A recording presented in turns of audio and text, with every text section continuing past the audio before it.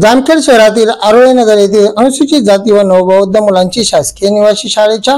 मुख्याध्यापिका श्रीमती शोभा चांदोबा कांबळे व सहाय्यक ग्रंथपाल तथा प्रभारी अधीक्षक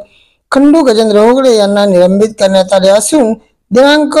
30 एप्रिल 2025 रोजी महाराष्ट्र राज्याचे पुणे विभागाचे समाज कल्याण आयुक्त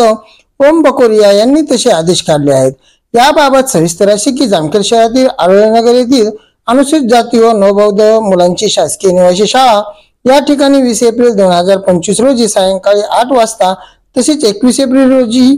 दुपारी 1:15 वाजता लहान विद्यार्थ्यांना मोठ्या विद्यार्थ्यांनी हाताने व बेलच्या साहाय्याने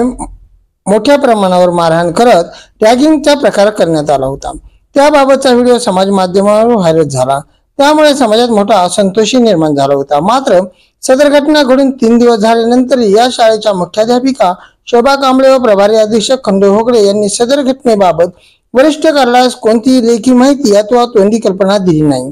याबाबत सोशल मीडियावर राज्यातील विविध पक्ष संघटना तसेच पत्रकारांनी उठाव केल्यानंतर समाज कल्याण विभागाचे अधिकारी यांनी सदरची बाब अत्यंत गंभीर असल्याने त्या जबाबदार असलेल्या मुख्याध्यापिका शोभा कांबळे व सहाय्यक ग्रंथपाल तथा प्रभारी अधीक्षक खंडू होगळे या कर्मचाऱ्यांवर प्रशासकीय कामकाजात कुचराई व बेजबाबदारपणाबद्दल दिनांक 30 एप्रिल रोजी निलंबनाची कारवाई केली आहे। ही कारवाई समाज कल्याण विभागाचे महाराष्ट्र राज्य पुणे विभागाचे आयुक्त ओम प्रकाश बकोरिया यांनी केली असून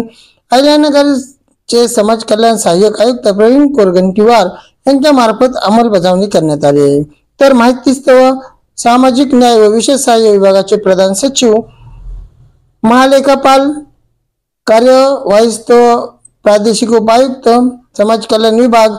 नाशिक, सहाय्यक आयुक्त समाज कल्याण विभाग अहिल्यानगर, कोषाधिकारी आस्थापना शाखा यांना प्रती पाठवण्यात आल्या आहेत।